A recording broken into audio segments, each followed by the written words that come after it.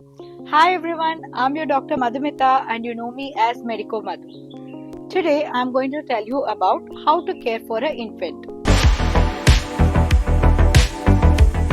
We have a baby, whether it's a boy or a girl, we are welcoming the baby home. Coming to a little later, that is when the baby is around 3 months, 4 months, definitely the feed can be on the basis of demand. When the baby is requiring it, only then the baby is going to cry. At that time, you can give the baby the feed. So, when we spoke about feed, shouldn't we talk about burping the baby? Well, after you're done feeding the baby, obviously you are supposed to burp the baby. So, you have to put the baby on your shoulder. Make sure that the stomach or the abdomen area of the baby is pressed. So keep patting the baby until and unless you hear at least 2 to 3 burps. Let's say that the baby has not burped and you do not know what to do, then keep the baby in this position for at least 20 minutes because this is going to help in the GI system, the transit time. So the food goes down the tract and this prevents the baby from regurgitating the food. When the baby is put to bed, all you have to do is roll his towel and use that as a pillow rather than keeping a pillow for the baby.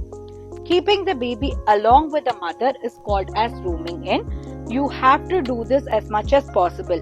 Talk to the baby as much as possible.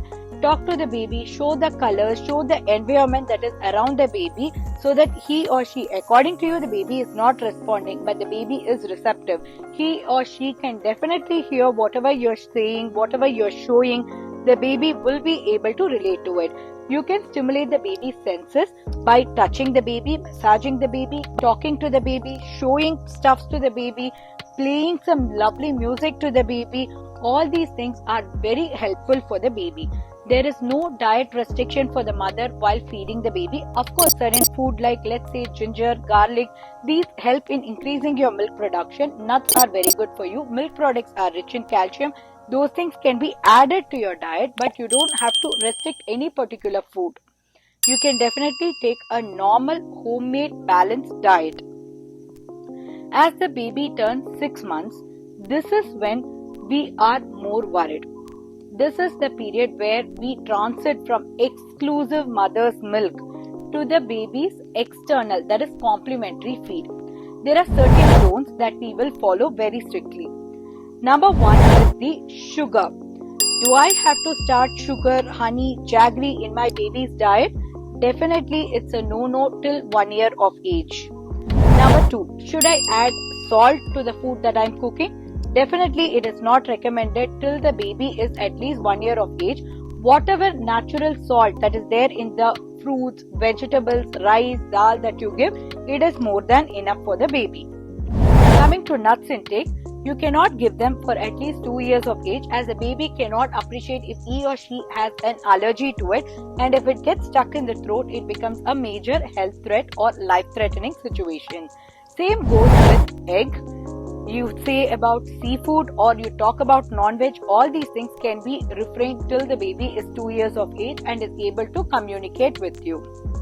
Coming to using milk, you can start using cow's milk once the baby is 1 year of age. Even now you will have to dilute it to 1:1 concentration and then only you can give the baby. So when we talk about complementary feed, how are we going to start with it? Let's say that I'm starting the baby, he's already 6 months old or she is already 6 months old. Now all we have to do is start with rice, dal, vegetables. You can start with ragi, you can start with atta, you can start with fruits after the baby is around 8 months so that the baby is slowly introduced to all taste buds. There is no restriction as far as your cereals are considered, but atta or let's say ragi can be slightly heavy for the baby. So initially while introducing, this can cause gluten sensitivity later on. So that's the only reason why we are delaying it. Otherwise there is no issue. So when we are forming the baby's digestive tract, we would like to go with something that is really soft like a rice or a moong dal, or let's say it's suji or oats. All these things are easy to digest. Vegetables are always well cooked, so they are easy to digest. We can go ahead with them. As the baby becomes 8 months, we can definitely introduce the rest of the cereals and pulses in the diet, fruits in the diet. The baby can have as much as a normal feed, just like any of us. So initially, when you are starting the complementary feed at 6 months, start it once a day. As the baby starts tolerating, the next week you can shift to twice a day. Then gradually you can increase it slowly over months to 4 feeds or 5 feeds in a day. And then you can slowly increase the quantity, shifting to our usual diet of breakfast, lunch and dinner with 2 snacks, so that the baby cycle is well established.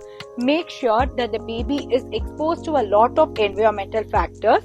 So we have to look out for the milestones. Initially, in the first few months, baby will be smiling.